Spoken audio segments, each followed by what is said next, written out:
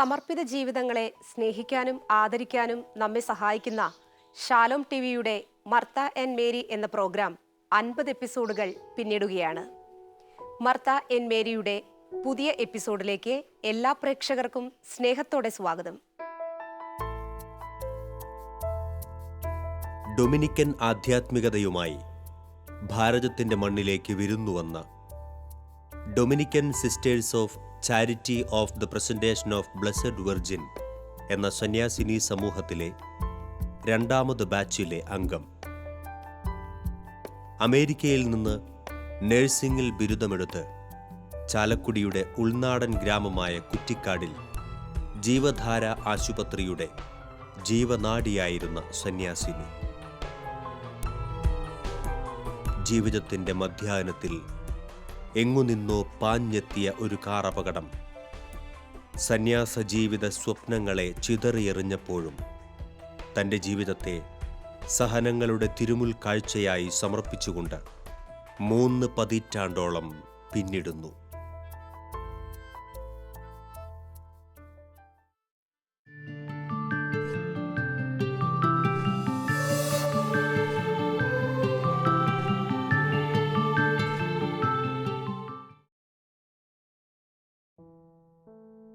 അപകടങ്ങളെക്കുറിച്ച് നമ്മൾ കേൾക്കാത്ത ദിവസങ്ങളില്ല. അപകടങ്ങളിൽപ്പെട്ട് നിരാശയിൽ ആണ്ടുപോയവരെ നമുക്കറിയാം.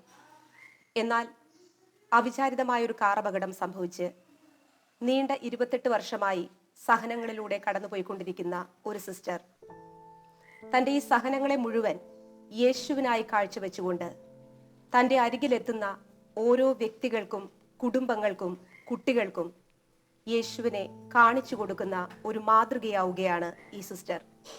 ഇത് സിസ്റ്റർ മേരി ഡൊമിനിക്. സിസ്റ്ററിന് സ്നേഹപൂർവ്വം മർത്ത ആൻഡ് മേരിയിലേക്ക് സ്വാഗതം. സിസ്റ്ററെ പരിചയപ്പെടുന്നതിനും കാണുന്നതിനും സാധിച്ചതിൽ എനിക്ക് അതിയായ സന്തോഷമുണ്ട്. സിസ്റ്ററിന്റെ കുട്ടിക്കാലത്തെക്കുറിച്ചും പള്ളിയെക്കുറിച്ചും കുടുംബത്തെക്കുറിച്ചും പങ്കുവയ്ക്കാമോ? അരുണാട്ടേരിയിലെ തട്ടിൽ വല്ലച്ചറ കുടുംബത്തിൽ ജോസിൻ്റെയും ത്രേസ്യക്കുട്ടിയുടെയും മൂത്ത മകളായി ഞാൻ ജനിച്ചു. ഒരു കൂട്ടുകുടുംബത്തിലാണ് ഞാൻ വളർന്നത്. എൻ്റെ കൂടെ ഒരു 5 അളയപ്പന്മാരും ഒരു വലിയപ്പനും ഒരമ്മായി ഉണ്ടായിരുന്നു. അപ്പാപ്പനും അമ്മാമ്മയും കൂടിയാണ് ഞാൻ വളർന്നിരിക്കുന്നത്. എൻ്റെ പ്രീ ഡിഗ്രി സമയം വരെ ആ വീട്ടിലാണ് ഞാൻ വളർന്നത്.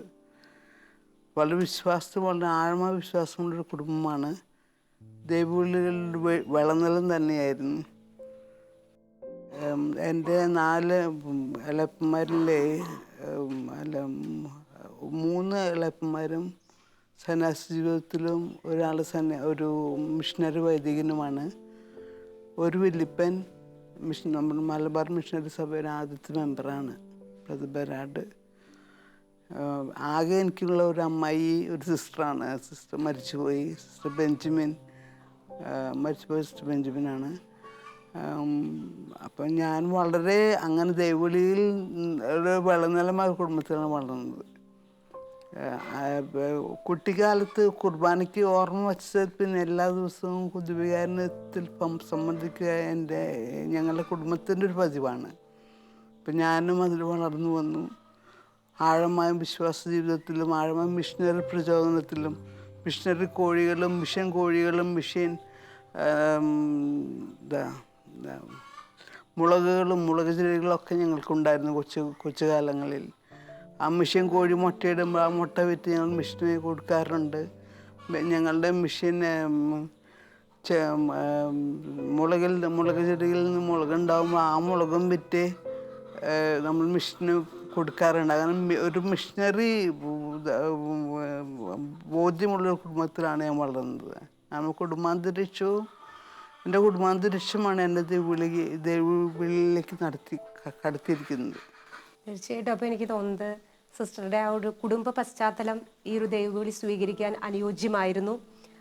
എന്നിരുന്നാൽ തന്നെയും കുടുംബത്തിലെ മൂത്ത മകളായി പിറന്ന സിസ്റ്റർ കന്യാസ്ത്രീ ആവാൻ പോകുന്നു എന്നറിഞ്ഞപ്പോൾ മാതാപിതാക്കളുടെയൊക്കെ പ്രതികരണം എന്തായിരുന്നു?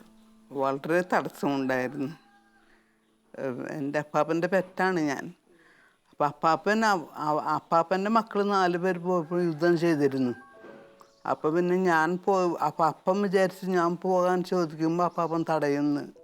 അപ്പോൾ ഞാൻ ചെന്നപ്പോൾ അപ്പാപ്പൻ പറഞ്ഞു 4 പേരും ആരുടെ യുദ്ധം ചെയ്തപ്പോൾ എനിക്ക് മനസ്സിലായി അവരെ വിളിച്ചവനാണ് എന്നേക്കാൾ ശക്തൻ.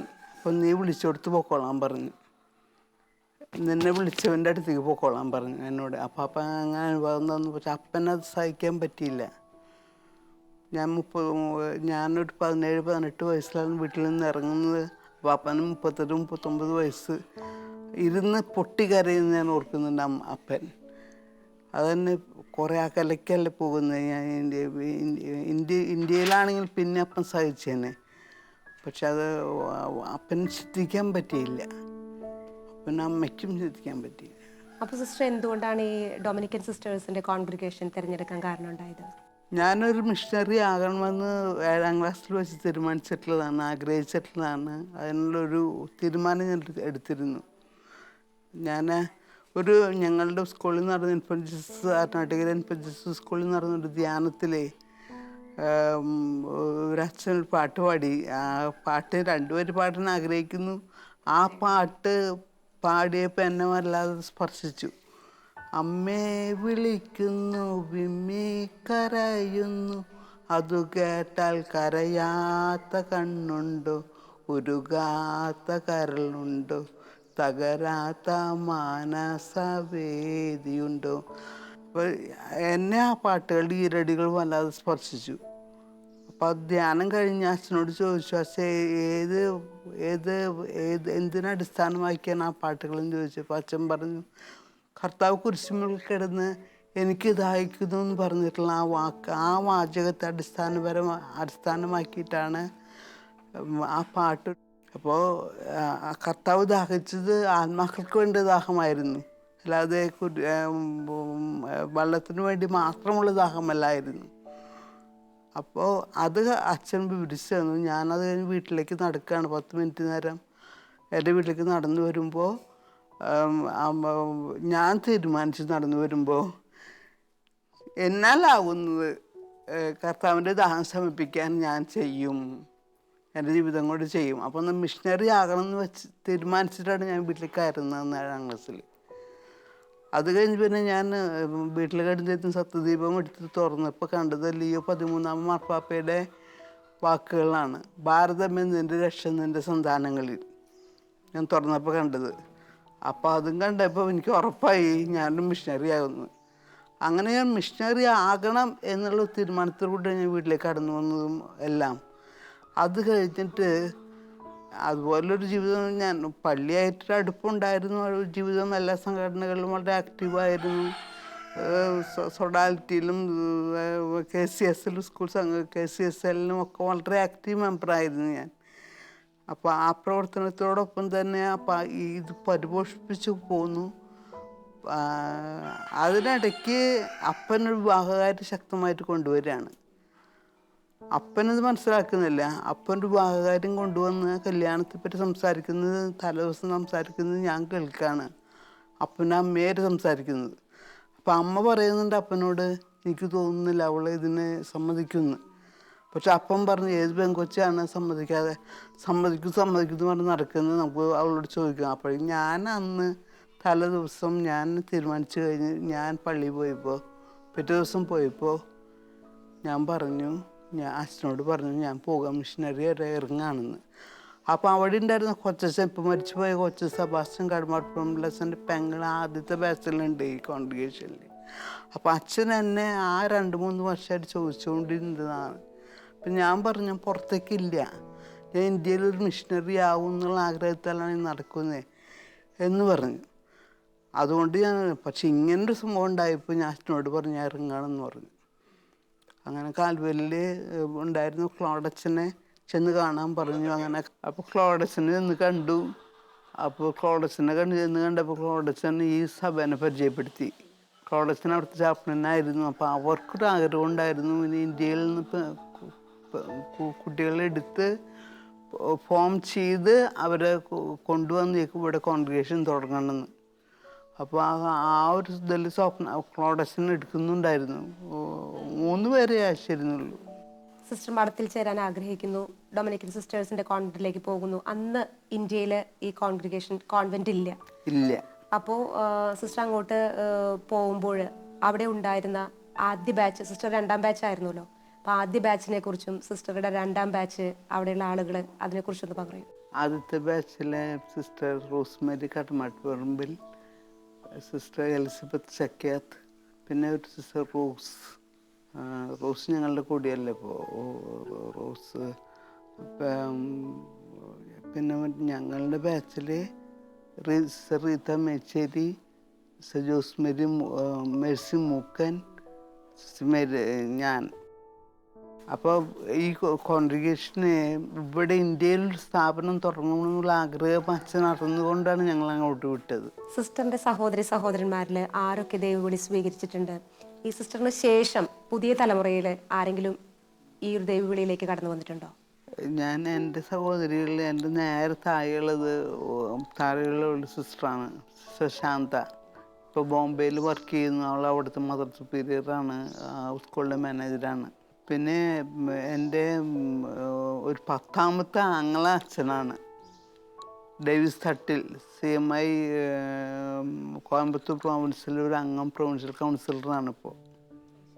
പിന്നെ സിസ്റ്റർ അമലിൻ CHF വടക്കാഞ്ചേരി സ്കൂളിലെ HM-ആണ്. ആള് അവിടെ സന്തോഷപൂർവ്വം ജോലി ചെയ്യുന്നു. അപ്പം ഞങ്ങൾ കുടുംബത്തിൽ 4 പേരാണ് പോയിരിക്കുന്നത്, 12 മക്കളിൽ. അമേരിക്കയിലെ സന്യാസാർത്ഥിനി ജീവിതത്തെക്കുറിച്ചുള്ള സിസ്റ്ററുടെ ദിനചര്യകൾ, പഠന രീതികൾ ഒന്ന് പങ്കുവയ്ക്കാമോ? ആദ്യം ഞങ്ങൾ ചെയ്ത് ഒരു 6 മാസം പോസ്റ്റലൻസി ഉണ്ട്. പോസ്റ്റലൻസിനോട് പരിചയപ്പെട്ടില്ലേ, അത് കഴിഞ്ഞ് പിന്നെ നൊവിഷ്യ ടൈം ഉണ്ട് 2 കൊല്ലം. അത് കഴിഞ്ഞ് പിന്നെയും ഞങ്ങൾ കുറച്ച് സമയങ്ങൾ 2 കൊല്ലം നൊവിഷ്യ ടൈം കഴിയുമ്പോൾ പ്രൊഫഷനായി, ആദ്യ പ്രൊഫഷൻ. അപ്പോൾ 1970 മെയ് 30-ാം തീയതിയാണ് എൻ്റെ പ്രൊഫഷൻ, ആദ്യ പ്രൊഫഷൻ. ആ വ്രതം എടുത്തു കഴിഞ്ഞതിന് ശേഷം പിന്നെയും ഒരു 5 വർഷത്തോളം 6 വർഷത്തോളം ഞങ്ങൾക്ക് ഫോർമേഷൻ പീരീഡാണ്. അത് ആ സമയത്ത് തിയോളജിയും ഫിലോസഫിയും സ്ക്രിപ്ചറും പഠിക്കുന്നൊരു സമയമാണ്. കോൺഗ്രിഗേഷനെ കൂടുതൽ അറിയുന്ന, കോൺഗ്രിഗേഷൻ പ്രവർത്തനങ്ങളിൽ കൂടുതൽ ഇടപെടുന്നൊരു സമയം. അപ്പോൾ ഞാൻ പ്രൊഫഷൻ കഴിഞ്ഞ് ഒരു വർഷം കഴിഞ്ഞ് എൻ്റെ ഇംഗ്ലീഷൊക്കെ നല്ലവണ്ണം ഒന്ന് പഠിച്ച് അമേരിക്കൻ സ്റ്റാൻഡേർഡിനൊപ്പം നമുക്ക് പഠിക്കേണ്ട അവസ്ഥ വന്നില്ല. അപ്പോൾ പിന്നെ അവിടെ വന്നിട്ട് അമേരിക്കൻ യൂണിവേഴ്സിറ്റിയിൽ ഞാൻ ചേർന്നത്. ഒരു അമേരിക്കൻ യൂണിവേഴ്സിറ്റിയിൽ ഒരു എൻട്രൻസ് എഴുതിയിട്ടാണ് അവിടെ BSc നഴ്സിംഗിന് ഞങ്ങൾക്ക് ഇത് കിട്ടുക. അപ്പോൾ അമേരിക്കൻ യൂണിവേഴ്സിറ്റിയിൽ ചേർന്നത്. അപ്പോൾ അത്രയ്ക്ക് നമ്മുടെ ഇംഗ്ലീഷ് നന്നായിരിക്കണം. അപ്പോൾ അങ്ങനത്തെ ഒരു അവസ്ഥയിലാണ് ചേർന്നത്. ആദ്യത്തെ ഒരു 4.5 വർഷത്തോളം ഉണ്ട് അവിടുത്തെ കോഴ്സ്, BSc നഴ്സിംഗ്. അപ്പോൾ അത് 1970-കളിലാണ്, 75-ലാണ് ഞാൻ ഈ കോഴ്സ് പൂർത്തിയാക്കുന്നത്. അത് കഴിഞ്ഞ് പിന്നെ അമേരിക്കൻ രജിസ്ട്രേഷൻ കിട്ടുന്നു, ഞാൻ തിരിച്ചു പോരുന്നു. അതിനിടയ്ക്ക് സ്ക്രിപ്ചർ കോഴ്സുകളും ഫിലോസഫി കോഴ്സുകളും സ്ക്രിപ്ചർ കോഴ്സുകളും അവിടെ ഉണ്ട്. BSc പഠനത്തിന് ശേഷം സിസ്റ്റർ അവിടെ വർക്ക് ചെയ്യണു. അതിനുശേഷം നാട്ടിൽ തിരിച്ചെത്തണു. ജീവധാര ആശുപത്രിയുടെ പ്രവർത്തനങ്ങളിൽ പങ്കാളിയാവുന്നു. ആ കാലത്തെ ഒന്ന് ഓർമ്മിച്ചെടുക്കാൻ പറ്റും? നമ്മളെ ഏറ്റവും പ്രവർത്തന നിരതമായ ഒരു കാലം, തീർച്ചയായിട്ടും രാത്രിയും പകലും ജോലി ചെയ്യുന്നൊരു കാലം. നമുക്ക് ഈ ഭാഗത്ത് ഇവിടെ റോഡില്ല, വളരെ ഇപ്പോഴത്തെ വളർച്ചയൊന്നുമില്ല ഈ ഭാഗത്ത്. അപ്പോൾ ചാരികസ്ഥലമിലാണ് പേഷ്യൻസിനെ കൊണ്ടുവന്നിരുന്നത്. വല്ലാതെ ഞങ്ങൾക്കായാലും ഒരു ആംബുലൻസ് ഉണ്ടായിരുന്നു. അപ്പോൾ ഞങ്ങൾക്ക് ഹാൻഡിൽ ചെയ്യാൻ പറ്റാത്ത പേഷ്യൻസിനെ ഞങ്ങൾ അങ്കമാലി ഹോസ്പിറ്റലിലോ മറ്റോ അപ്പോൾ ട്രാൻസ്ഫർ ചെയ്യുന്നു. അങ്ങനത്തെ ഒരു അവസ്ഥയിലുള്ളൊരു കാലം. പ്രസവങ്ങൾ ധാരാളം ഇവിടെ ഉണ്ടായിരുന്നു, പ്രസവങ്ങൾ ധാരാളം ഇവിടെ എടുത്തിട്ടുണ്ട്. എനിക്ക് മുമ്പ് ഒരു സിസ്റ്റർ ഉണ്ടായിരുന്നു, ഒരു അമേരിക്കൻ സിസ്റ്റർ. അപ്പോൾ കുറച്ച് പ്രസവങ്ങൾ എടുത്തിട്ടുണ്ട്. ഞാൻ 100-300ഓളം പ്രസവങ്ങൾ ഞാനും എടുത്തിട്ടുണ്ട്. അതൊരു വളരെ പ്രത്യേക ഒരു കാലഘട്ടമാണ് എൻ്റെ ജീവിതത്തിലെ. അപ്പോൾ രോഗികളായിട്ട് നമ്മൾ എല്ലാ മുറിവുകൾ മുറിവുകളും പുഴുക്കൾ വലിച്ചെടുക്കുന്ന കാലഘട്ടം. വളരെ സംതൃപ്തമായ ഒരു കാലഘട്ടമാണത് എൻ്റെ നഴ്സിംഗ് ലൈഫിലെ. അഡ്മിനിസ്ട്രേഷനിലും ഞാൻ ഇൻവോൾവ് ആയിരുന്നു. ഞാൻ ചാർജായിരുന്നു ഒരു കാലത്ത്. പക്ഷേ സമയങ്ങളിലെല്ലാം പിന്നെ വളരെ പ്രവർത്തനനിരതമായ ഒരു കാലഘട്ടം. ആ സമയത്ത് തന്നെ ഞങ്ങൾ ഔട്ട്റീച്ച് പ്രോഗ്രാംസും ഉണ്ടായിരുന്നു. ഈ വാഴച്ചാല് അങ്ങനത്തെ ആദിവാസി കോളനികളിലേക്ക് ഞങ്ങൾ മെഡിക്കൽ ക്യാമ്പുകളുണ്ടായിരുന്നു. അപ്പോൾ അതിലൊക്കെ നമ്മൾ സജീവമായിട്ട് പ്രവർത്തിച്ചിരുന്നു. ആ പ്രവർത്തനങ്ങളിൽ നിന്നാണ് അവാർഡ് എന്ന് പറഞ്ഞ പദ്ധതിയുടെ ഒരു ആരംഭം കുറിക്കുന്നത്. അവാർഡ് എന്ന് പറഞ്ഞപ്പോൾ രൂപതയിലെ 5 സന്യാസ സമൂഹങ്ങളും രൂപതയും ഇടപെട്ടിട്ടുള്ള പുനരുദ്ധാരണ പദ്ധതിയുണ്ട്. അതിൻ്റെ ഒരു ഫൗണ്ടിങ് മെമ്പറാണ്. ആകാനുള്ള കൃപ ദൈവം എനിക്ക് തന്നിട്ടുണ്ട്. എന്നുവെച്ചാൽ ഈ പ്രദേശം വളരെ വിഷമിച്ചിട്ടുള്ളൊരു കാലഘട്ടം. അപ്പോൾ ഈ പ്രദേശത്ത് ഇവിടെ സന്യസ്തരും കുറവാണ്. ഇവിടെ ഇടവകളിൽ അപ്പോൾ നമ്മളത് അതിൻ്റെ ഒരു ശബ്ദമായിട്ട് സംസാരിക്കാൻ സാധിച്ചു. ആ സംസാരിച്ചുകൊണ്ട് ഇപ്പോൾ എല്ലാ ഇടവകളിലും ഈ സന്യസ്തരുണ്ട്.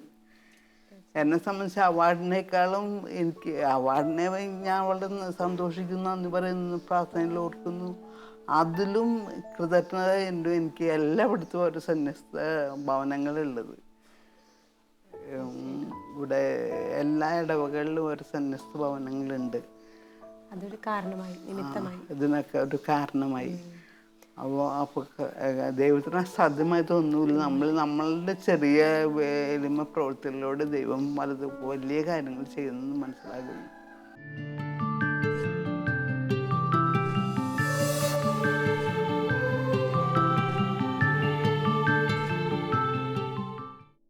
എൻ്റെ പഠന കാലഘട്ടത്തിലാണ് ഞാൻ സിസ്റ്ററെ ആദ്യമായിട്ട് പരിചയപ്പെടുന്നത്.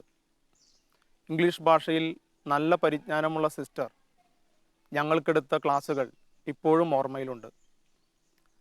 ശാരീരികമായ തൻ്റെ വിഷമതകൾക്കും കുറവുകൾക്കിടയിലും തൻ്റെ സമർപ്പിത ജീവിതം അനേകം മക്കളുടെ നന്മയ്ക്കായി വിനിയോഗിക്കുവാൻ സിസ്റ്റർക്ക് സാധിക്കുന്നു. സഹനം എന്താണെന്നും സഹനത്തിൻ്റെ വില എന്താണെന്നും സിസ്റ്റർ ജീവിതം കൊണ്ട് നമ്മെ പഠിപ്പിക്കുന്നു.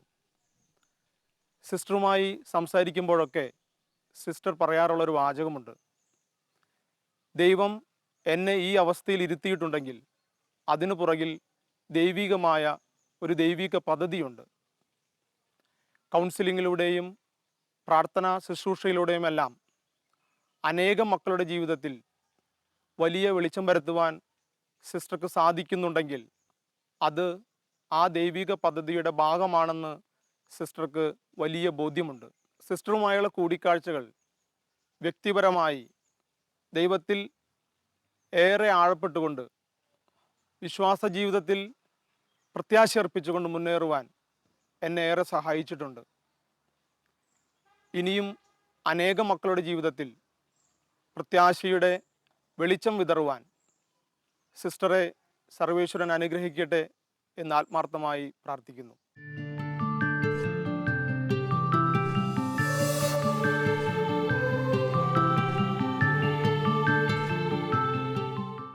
അമേരിക്കയിലേക്ക് സിസ്റ്റർ തിരിച്ചു പോയിട്ട് അവിടെ ഏതൊക്കെ ആശുപത്രികളിൽ ജോലി ചെയ്തു? 1986 തിരിച്ചു പോകുന്നത്. തിരിച്ചു പോയിട്ട് ഞങ്ങളുടെ തന്നെ ഹോസ്പിറ്റലുണ്ട്.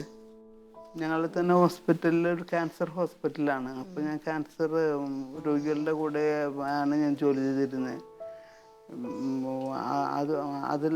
അതിനിടയ്ക്ക് ഞാൻ വാഷിങ്ടണിലെ ഞങ്ങളുടെ ഒരു ഹൗസിൽ ക്ലിനിക് ഫോർ ഹോംലെസ് ഉണ്ട്.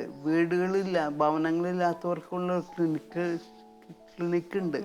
ആ ക്ലിനിക്കിൽ ഞാൻ ജോലി ചെയ്തിരുന്നു കുറച്ച് സമയം. അത് പിന്നെ ഞങ്ങളുടെ ഹോസ്പിറ്റലിൽ ജോലി ചെയ്ത് പിന്നെ 88 ആക്സിഡൻറ്റ്. അപകടം നടക്കുന്നത് എങ്ങനെയാണ് സിസ്റ്റർ? ഞാൻ ആ ദിവസം നൈറ്റ് ഡ്യൂട്ടി കഴിഞ്ഞിട്ട് കുറച്ച് നേരം റെസ്റ്റ് ചെയ്തിട്ട് നമ്മുടെ ഇന്ത്യൻ വേലിൽ ചിക്കൻ പ്രിപ്പയർ ചെയ്തിരിക്കുകയാണ്. ഇത് അമേരിക്കയിലാണ് വെച്ച് നടക്കുന്നത്. അപ്പോൾ ഇന്ത്യൻ വേലിൽ ചിക്കൻ പ്രിപ്പയർ ചെയ്ത് ഞങ്ങൾക്ക് മരിപ്പുസ്പാൻ പോർ ഹോം എന്ന് പറഞ്ഞിട്ടൊരു പഴയ ക്ലോത്തുകൾ, സെക്കൻഡ് ഹാൻഡ് ക്ലോത്തുകൾ, അവിടെയും പാവങ്ങളുണ്ട് അമേരിക്കയിലായാലും.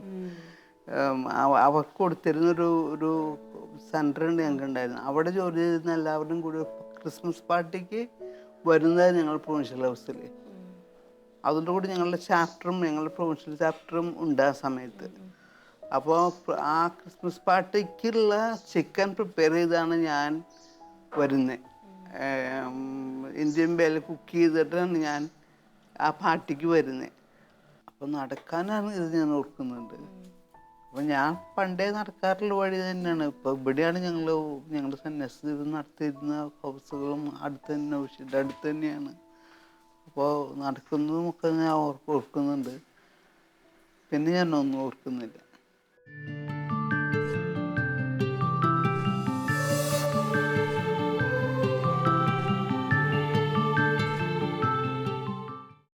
ചാലക്കുടി കുറ്റിക്കാട് ജീവധാര കോൺവെന്റിലെ സിസ്റ്റർ മേരി ഡൊമിനിക്കിന്റെ സമർപ്പിത ജീവിതത്തിന്റെ ആദ്യ കാലഘട്ടങ്ങളെക്കുറിച്ചാണ് നമ്മൾ കേട്ടത്. ഈ സമർപ്പിത ജീവിതം സഹന ജീവിതമായതിന്റെ വിശ്വാസത്തിൽ ആഴപ്പെടുന്ന വിശേഷങ്ങൾ അടുത്ത എപ്പിസോഡിൽ കാണാം. കാത്തിരിക്കാം പ്രാർത്ഥനയോടെ. ദിവ്യകാരുണ്യമേ, സ്നേഹസാന്നിധ്യമേ,